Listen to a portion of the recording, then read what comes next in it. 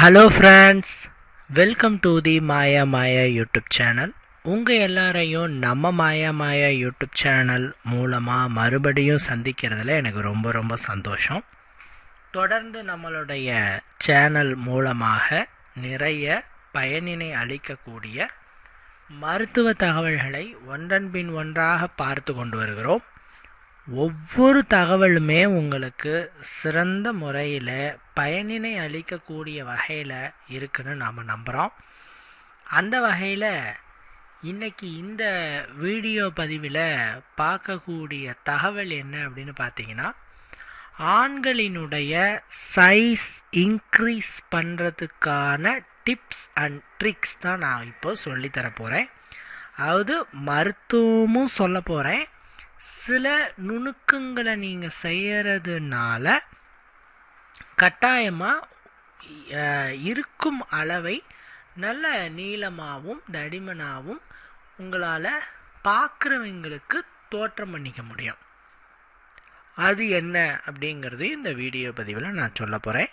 So please வீடியோவை ஃபுல்லாக பாருங்கள்.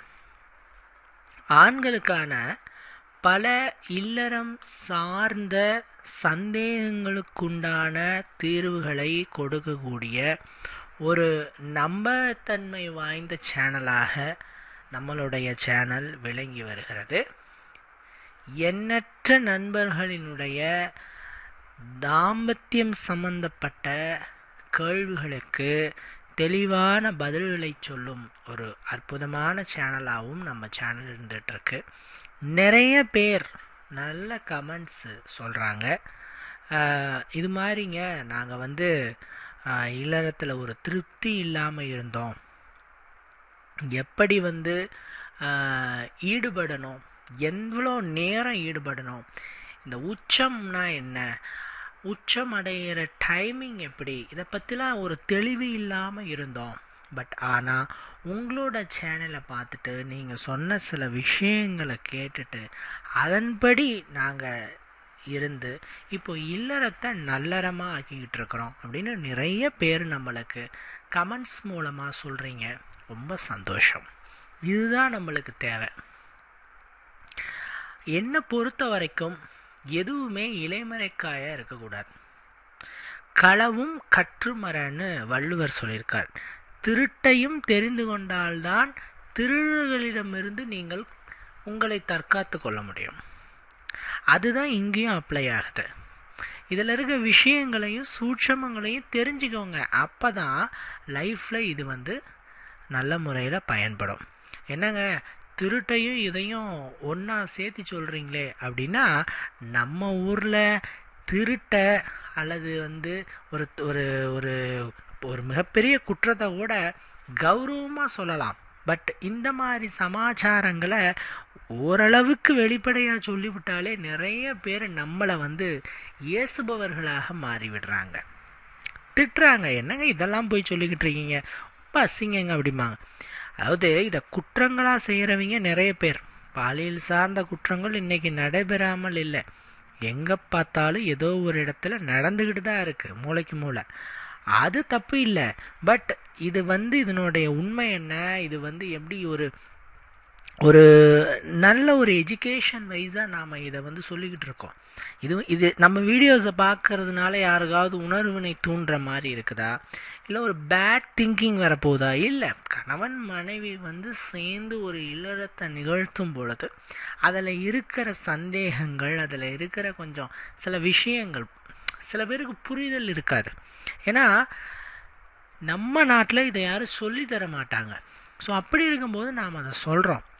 அப்போது அதை கேட்டு நீங்கள் தெளிவுபடுத்துறதுக்காக தான் இந்த சேவையை தவிர ஒரு அருவருப்பாகவோ அசிங்கமாகவோ பார்க்குறதுக்காக நாம் அந்த வீடியோஸ் எதையுமே நம்ம அப்லோட் பண்ணலைங்கிறத நான் சொல்லிக்கிறேன்.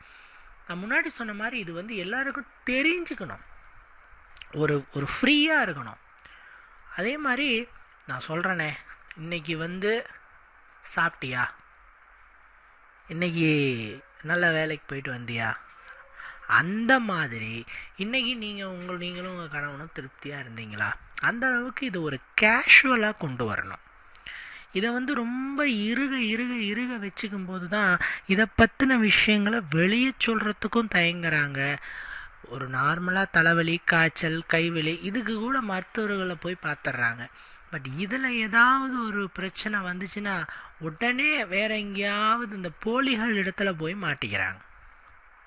நான் யாரையும் போலிகள்னு நான் சொல்லும்போது சில இடங்களில் சொல்லுவேன், நம்பகத்தன்மை வாய்ந்த மருத்துவர்கள், அது அங்கீகரிக்கப்பட்ட மருத்துவர்கள், அது சித்தாவாக இருந்தாலும் சரி, ஹோமியோபதியாக இருந்தாலும் சரி, அலோபதியாக இருந்தாலும் சரி, யுனானியாக எந்த மருத்துவ முறையாக இருந்தாலும் சரியான முறையில் அங்கீகரிக்கப்பட்ட மருத்துவர்களாக இருந்தால் நீங்கள் எந்த இடத்துலையும் நீங்கள் வைத்தியம் பார்த்துக்கலாம். நீங்கள் இதை தான் பார்க்கணும், சித்தாக்குள்ளே தான் போகணும், அலோபதிக்குள்ளே தான் போகணும், ஹோமியோபதிக்குள்ளே தான் போகணும் அப்படின்ட்டுலாம் நான் சொல்லவே மாட்டேன். உங்களுக்கு எது பிடிக்குமோ போங்க, எதில் உங்களுக்கு சரிப்பட்டு வருதோ அதை யூஸ் பண்ணுங்கள், தப்பில்லை. பட் நான் போலிகள்னு யாரை சொல்கிறேன்னா, நிறைய பேர் ஒரு அடிப்படை அறிவு கூட இல்லாமல் எதையாவது 2 சூரணத்தை போட்டு கிண்டிட்டு அவங்க குவாலிஃபைடாகவும் இருக்க மாட்டாங்க. இப்போ நாம் சொல்கிறோம் அப்படின்னா நம்மளுக்கு பின்னாடி ஒரு டாக்டர் டீம் இருக்குது, ஒன்று. 2வது, நாங்கள் எந்த மருந்துகளையும் சேல் பண்ணுறதில்ல. எங்ககிட்ட வாங்க, இதை நான் பண்ணித்தரேன், அதை நான் பண்ணித்தரேன்னு சேல் பண்ணுறதில்ல. ஸோ ஒரு விஷயத்தை வந்து நாம் ஒரு கவுன்சிலிங் மாதிரி தான் சொல்லி கொடுத்துட்ருக்கோம், சரிங்களா? அதனால் இது மாதிரி இல்லாமல் நிறைய பேர் போலிகளாக இருக்கிறாங்க, சில பேர் இருக்கிறாங்க. அங்கே போயிட்டு மாட்டிக்காதீங்க. அவங்கக்கிட்ட போயிட்டு நீங்கள் வந்து இந்த மாதிரி விஷயத்துக்குள்ளே நீங்கள் தெரியாதனமாக போயிட்டு மாட்டிக்கிட்டு பணத்தையும் நேரத்தையும் இழந்து விடாதீர்கள், சரிங்களா? நிறைய பேர் எவ்வளவோ பணத்தை லாஸ் பண்ணுறாங்க. நான் ரீசெண்டாக கூட ஒரு கமெண்ட் பார்த்தேன். அந்த ஆண் சொன்னார், எனக்கு வந்து சீக்கிரமாக வெளியேறிடுதுங்க, வித்தின் 5 மினிட்ஸ்க்குள்ளேயே வெளியேறிடுது. இதை மட்டும் நீங்கள் ஒரு 1/4 மணி நேரம் அல்லது அரை மணி நேரம் ஆக்கி கொடுத்துருங்க, உங்களுக்கு ₹1,00,000 நான் தரேன் அப்படின்னார். எனக்கு ஆச்சரியமாக போச்சு. எனது ₹1,00,000 தரீங்களா? ₹1,00,000 தர அளவுக்கு இதை ஒரு பெரிய பிரச்சனையாக நீங்கள் நினைக்கிறீங்க, ஒன்று. 2வது, 5 மினிட்ஸ் உங்களால் ஈடுபட முடியுது. இந்த 5 மினிட்ஸ் போதாதுன்னு உங்களுக்கு யார் சொன்னா? ஒன்றும் உங்களோட துணை சொல்லியிருக்கணும், இல்லைன்னா வெளியிலேருந்து யாராவது ஒருத்தர் உங்களுக்கு வேப்பில் அடிச்சிருக்கணும். சும்மா அப்படியே காதில் போட்டு விட்றது. ஒருத்தர் நம்மக்கிட்ட சொன்னார், என்னோடய ஃப்ரெண்டு வந்து சொல்கிறாங்க, இரவு முழுவதும் அவன் செஞ்சானாங்க, என்னால் ஏங்க முடியல அப்படின்ட்டு வந்து நம்மக்கிட்ட புலம்புறார். ஃபர்ஸ்ட் ஆஃப் ஆல் நான் சொன்னேன், இரவு முழுவதும் முதல்ல செய்ய முடியுமா? இரவு முழுவதும் ஸ்டாமினாவோட அதே வேகத்தோட உங்களால் ஈடுபட முடியுமா? It's possible. அது வந்து நடக்குமா? If it's possible, definitely no. முடியவே முடியாது, அது யாராலையும் முடியாது. அதனால் உண்மை என்னங்கிறது நீங்கள் கொஞ்சமாவது யோசிங்க, சரிங்களா? அதனால் இப்போது நம்ம அவர் அந்த 5 நிமிஷத்துக்குள்ளே அப்படின்னாருல்ல, நான் சொன்னேன் 5 மினிட்ஸ் நீங்கள் உறுப்பினை பயன்படுத்தி ஈடுபட்டிங்கன்னா, ஆக்சுவலாக ஆண்கள் 5 நிமிஷம் ஈடுபட முடியுது உறுப்பினை பயன்படுத்தி, அதுக்குள்ளே அவங்களுக்கு உச்சம் அடைஞ்சிடுறாங்க அப்படின்னு சொன்னால் இட்ஸ் கம்ப்ளீட்லி நார்மல். அது நார்மலானது தான். நீங்கள் 1/4 மணி நேரம் ஈடுபடணும், அரை மணி நேரம் ஈடுபடணுங்கிற எந்த விதமான அவசியமும் இல்லை. சில டெக்னிக் உங்களுக்கு தெரியல, அதில் விஷயங்கள் உங்களுக்கு தெரியல, அதை நீங்கள் தெரிஞ்சுக்கிட்டீங்கன்னாவே நீங்கள் 5 நிமிஷத்தை உறுப்பை பயன்படுத்தி எங்களால் 5 நிமிஷம்தான் ஈடுபட முடியுதுன்னு சொல்கிறவங்க கூட 1 மணி நேரம் ஈடுபடலாம். இன்னும் சொல்ல போனால் உங்களோட இன்ட்ரெஸ்ட்டை பொறுத்து 2-3 மணி நேரம் கூட குறையாத ஸ்டாமினாவோட ஆக்டிவாக உங்களால் ஈடுபட முடியும். அதை தான் நான் இப்போ சொல்ல போகிறேன், சரிங்களா? ஃபர்ஸ்ட் ஆஃப் ஆல், ஆண்களினுடைய அந்த உறுப்பை பற்றி நான் சொல்கிறேன்.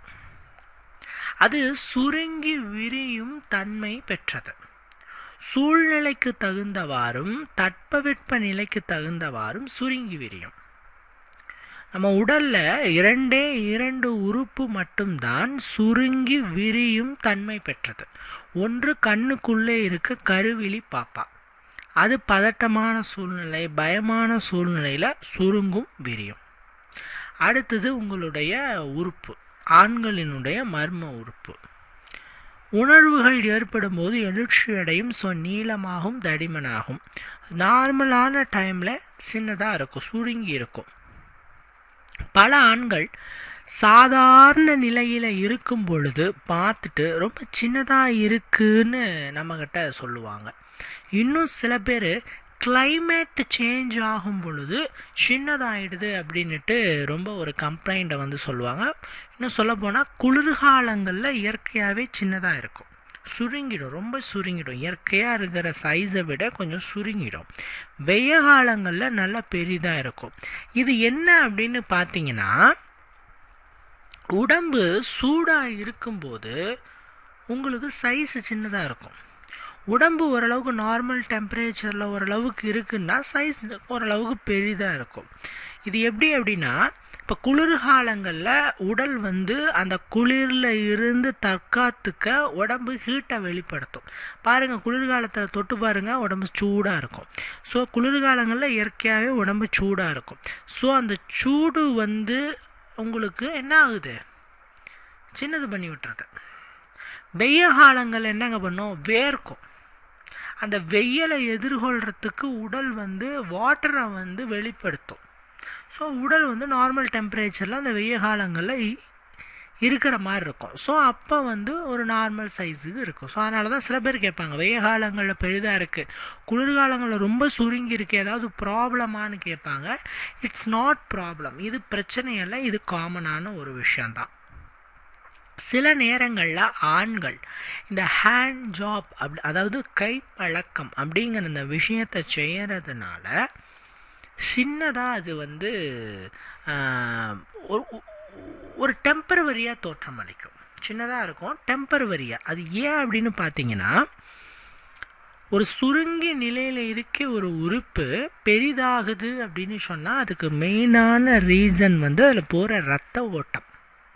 நல்ல இரத்த குழாயில் ரத்த ஓட்டம் போச்சு அப்படின்னு சொன்னால் நல்லா நீளமாகும். ஸோ இந்த இரத்த குழாயில் இரத்த ஓட்டத்தை ஃபோர்ஸ் பண்ணணும் அப்படின்னா உங்களுக்கு நல்ல உணர்வு ஏற்படணும். அந்த உணர்வு ஏற்படுறதுங்கிறது ஒரு நாளைக்கு ஆண்களால் 1 முறை 2 முறை அவ்வளோதான் அந்த உச்சமடைகிறதுங்கிறது. ஸோ இந்த ஹேண்ட் ஜாப் பண்ணும் பொழுது இன்றைக்கி நீங்கள் ஒரு டைம் பண்ணிட்டீங்க அப்படின்னா அடுத்த நாள் வந்து உறுப்பு வந்து சின்னதாக தான் இருக்கும். எழுச்சி அடைஞ்சாலும் அந்த ஒரு டெம்பர் இருக்காது. ஸோ இதை பார்த்துட்டு சில ஆண்கள் பயந்துக்குவாங்க. நான் அவங்ககிட்ட என்ன சொல்லுவேன், ஒரு 4-5 நாள் கையை வச்சுட்டு சும்மா இருங்க, எதுவும் செய்யாமல் இருந்து பாருங்கள், எப்படி டெம்பராக நிற்கிது கம்பு மாதிரி அப்படின்ட்டு. ஆமாங்க நிற்கிதுங்க அப்படிம்பாங்க. ஸோ அதுதான் அதில் இருக்க சூட்சமமான உண்மைகள். சரிங்களா? ஓகே.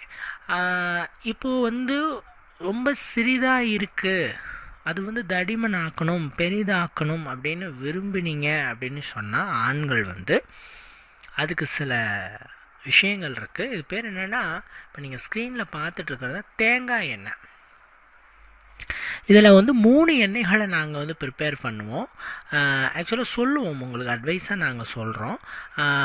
அது என்ன அப்படின்னு பார்த்தீங்கன்னா, ஒன்று வந்து கோகனட் ஆயில், அதாவது விர்ஜின் கோகனட் ஆயில்ன்றது பேர். கோகனட் ஆயிலையே 2 முறைகளில் நம்ம தயார் பண்ணலாம். ஒன்று வந்து இந்த தேங்காயை வந்து நல்ல வெயிலில் காய வச்சு, அதாவது காய்ந்த தேங்காயில் சல்பர் தூவி வெயிலில் நல்லா காய வச்சுட்டு அரைச்சி பிழிஞ்சு எடுக்கிற அந்த எண்ணெய். இந்த எண்ணெயை கட்டாயமாக நாம் உள்ளுக்கு எடுக்க முடியாது. ஏன்னா கெமிக்கல் ப்ளஸ் வந்து நம்ம வெயிலில் காய வச்சிட்றோம், இதனால் வந்து நம்ம உள்ளே எடுக்க முடியாது. பட் இந்த தேங்காய் பாலிலிருந்து எடுக்கப்பட்ட எண்ணெய்கள், தேங்காய் பால் இருக்குல்ல, ஃப்ரெஷ்ஷாக நீங்கள் இப்போ கூட ஒரு 4 தேங்காய் எடுத்து உடைச்சிட்டு உள்ளே இருக்க பருப்பு எடுத்துகிட்டு அரைச்சிட்டு அதுலேருந்து பால் எடுத்துகிட்டு நல்ல திக்கான பால் எடுத்துகிட்டு அடிகனமான பாத்திரத்தில் அந்த பால் ஊற்றிட்டு நல்ல லேசான சூட்டில் கிண்டிக்கிட்டே இருந்தீங்கன்னா ஒரு குறிப்பிட்ட ஸ்டேஜுக்கு மேலே எண்ணெய் பிரியும். இந்த எண்ணெய் பேர் தான் விர்ஜின் கோகனட் ஆயில் அப்படின்ட்டு. ரொம்ப பியூரான எண்ணெய். உள்ளுக்கு எடுத்துக்கலாம், உடம்புல மாய்ஸ்சர் மாதிரி பூசிக்கலாம், குழந்தைங்களுக்கு கொடுக்கலாம். இது மாதிரி நிறைய பயன்பாட்டுக்கு இது யூஸ் ஆகுது. இதை நீங்கள் ஒரு 1/2 ஸ்பூன் அளவுக்கு ஆண்கள் தூங்கும் பொழுது அவர்களுடைய உறுப்பில் அப்ளை பண்ணிவிட்டு ஒரு 5லேருந்து 10 நிமிஷம் ஒரு மெல்லிய மசாஜ் பண்ணிவிட்டு நீங்கள் படுத்து தூங்கிடுங்க. இல்லைன்னா ஒரு மாதிரி அசௌகரியமாக இருந்ததுன்னு சொன்னால் ஒரு 1 to 2 hours கழிச்சிட்டு வெதுப்பான தண்ணியிலே வாஷ் பண்ணிவிடுங்க. That's it. ஓகேங்களா? இதை நீங்கள் ரெகுலராக ஃபஸ்ட்டு 10 நாள் ரெகுலராக பண்ணுங்கள். அடுத்த 10 நாள் ஒரு நாள் விட்டு ஒரு நாள் பண்ணுங்கள். அப்புறம் வாரத்துக்கு ஒரு 2 முறை செய்கிற மாதிரி அந்த ஒரு விஷயமாக வச்சுக்கோங்க. ஓகேங்களா? இதன் மூலமாக என்ன ஆகுன்னா, நரம்புகளினுடைய துவட்டல் தன்மை தீர்ந்து இரத்த ஓட்டம் அதிகரித்து உறுப்பு நல்ல முறையில் எழுச்சி அடைகிறத கண்டிப்பாக பார்க்க முடியும். ஒரு புத்துணர்ச்சி கிடைக்கும், நல்ல நீளம் கிடைக்கும், நல்ல தடிமன் கிடைக்கும். கண்டிப்பாக ஒரு சைஸ் இன்க்ரீஸ் ஆக முடியும். 1. 2வது, அந்த உறுப்பினை சுற்றி இருக்கிற ரோமங்களை நீக்கிவிடுங்கள். சரிங்களா? இந்த ரோமங்கள், அதாவது முடிகள் அதிகமாக உறுப்பினை சுற்றி இருக்கும் பொழுது அந்த முடியே ஒரு 1/2 இன்ச்சிலிருந்து 1 இன்ச் அளவுக்கு கவர் பண்ணிடும். பல பேர் என்ன சொல்லுவாங்கன்னா, எனக்கு ரொம்ப சின்னதாக இருக்க மாதிரி இருக்குங்கம்பாங்க. அவங்க அளவீடு செஞ்சு பார்க்கும்போது கரெக்டான சைஸில் இருக்கும், நல்லாயிருக்கும். பட் தோற்றத்தில் அது சின்னதாக இருக்கும். என்ன காரணம்னா, முடிகளை அவர்கள் நீக்காமல் இருப்பாங்க. உறுப்பை சுற்றி இருக்கக்கூடிய ரோமங்களை நீக்கி விடுங்கள், ட்ரிம் பண்ணிவிடுங்க. நீக்க சொல்லிட்டாங்க அப்படின்னு உடனே நான் போய் ஷேவ் பண்ணுறேன்ட்டு தயவு பண்ணாதீங்க. ஷேவ் பண்ணுறது இட்ஸ் நாட் சேஃப். ட்ரிம் பண்ணிவிடுங்க, அழகாக ட்ரிம் பண்ணிவிடுங்க, இட்ஸ் சேஃப். ஸோ அப்படி பண்ணிட்டீங்கன்னா இயற்கையாகவே நல்ல ஒரு தோற்றமும் நீளமும் தடிமனும் உங்களுக்கு இருக்கும். இதை நீங்கள் பார்த்துக்கலாம். ஓகேங்களா? அடுத்த விஷயம் என்னென்னா, சில பேர் நம்மக்கிட்ட சொல்கிறது என்னென்னா, சில பேருங்கிறத விட பல பேர் நம்மக்கிட்ட இந்த ஒரு விஷயத்த சொல்கிறாங்க. என்னென்னா, ஈடுபடுறாங்க, இல்லறத்தில் நாங்கள் ஈடுபடும் பொழுது என்ன மிஸ்டேக் ஆகிடுது அப்படின்னு சொன்னால், ரொம்ப நேரம் ஒரு டெம்பராக இருக்க மாட்டேங்குது, சுருங்கிடுது, அப்புறம் டெம்பர் ஆகுது, அப்புறம் சுருங்கிடுது. இது எதனாலன்னு கேட்குறாங்க. இட்ஸ் நார்மலான்னு கேட்குறாங்க. It's completely normal. இது ஒன்றும் ப்ராப்ளம் ஆகிற விஷயம் இல்லை, பயப்படுற விஷயம் இல்லை.